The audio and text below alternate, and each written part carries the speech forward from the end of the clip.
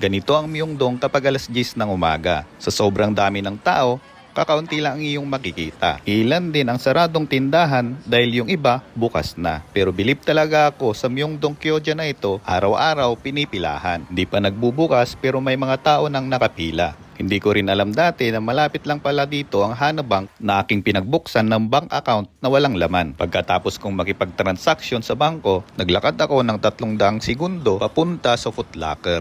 Dahil nga masyado tayong napaaga, hindi tayo late. Pero sarado pa dahil hindi pa siya open. Dahil ang opening hours ay oras ng pagbubukas.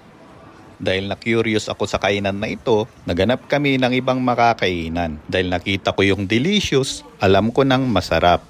Kukuha ka lang ng palanggana at mamimili ka dito kung anong gusto mong sahog ng iyong sabaw. Tsaka nila titimbangin kung magkano ang iyong bayarin. Papipiliin ka rin kung beef na baka o lamb na tupa. Dahil gusto ko ng lamb na tupa, pinili ko yung beef na baka. Pero bago nila lutuin ang iyong pagkain, pipili ka dito kung gaano ka katapang. 0 ang walang anghang. At 4 ang pinakamanghang. Dahil ako'y atapang at tao, pinili ko yung walang sili. Pagkatapos nga naming kumain, bumalik ako sa Foot Locker kung meron ngang sale na nangyayari.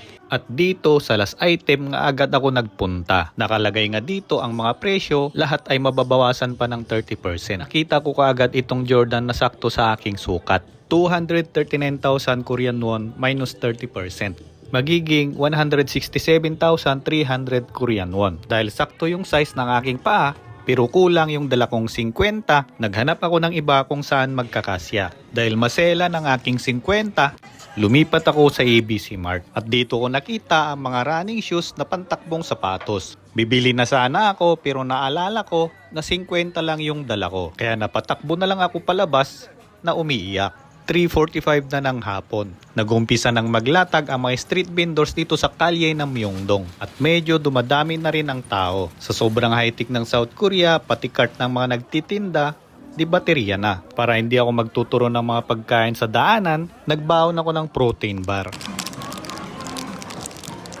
Pagkakain ko ng protein bar, dito ko na napagtanto. Hindi pala masaya mag-shopping kung 50 lang ang dala mo. Kaya agad akong sumakay ng bus, pauwi ng bahay.